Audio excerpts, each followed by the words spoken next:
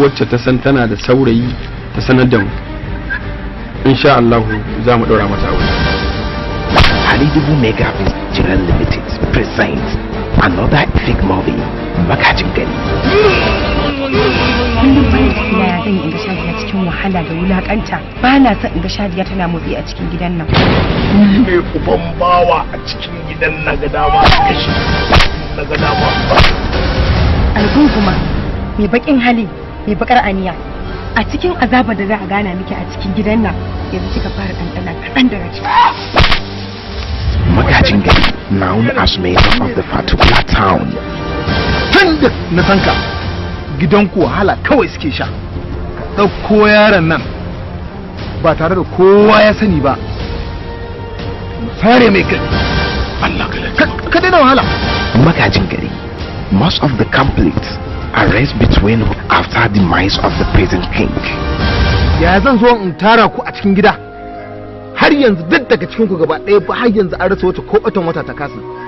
To ni ba ban da wani buri bari in ga muku. Face in wayi gari in ga wanda zai gaje ni akan wannan karaga. Ga hanyar da zan bi, kowace irin hanya ce zan bi domin in kawo macen da za ta kawo min magaji.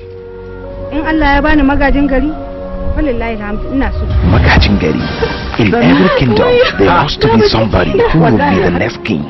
Means kings to be known as Magajin Sarki. Ina so aje magajin wannan masarauta. Sai inda mai ya kare. Ban yadda cewa aboka ne zai bani haihuwa ba. Ko abin da ya fi in ka ce ne zan yi, in dai har zan haifi magajin gari. Magajin Gari is the one of the kingdom where Magajin Gari is highly named. Idan har kana son ka samu magajin gari sai ka saki matanka gaba ɗayansu. Babban bakin ciki na kuwa ranar da zaki haifa min mace. Ina son in haifi ɗa namiji jajirtacce, ba ni da buri da ya wuce in haifi magajin garin nan. Kowace mace da take cikin bayan nan ta kewaye wannan tukunya.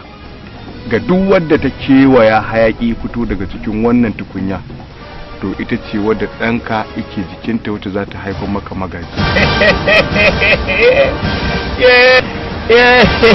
Kace-kacen da ake a cikin gidan nan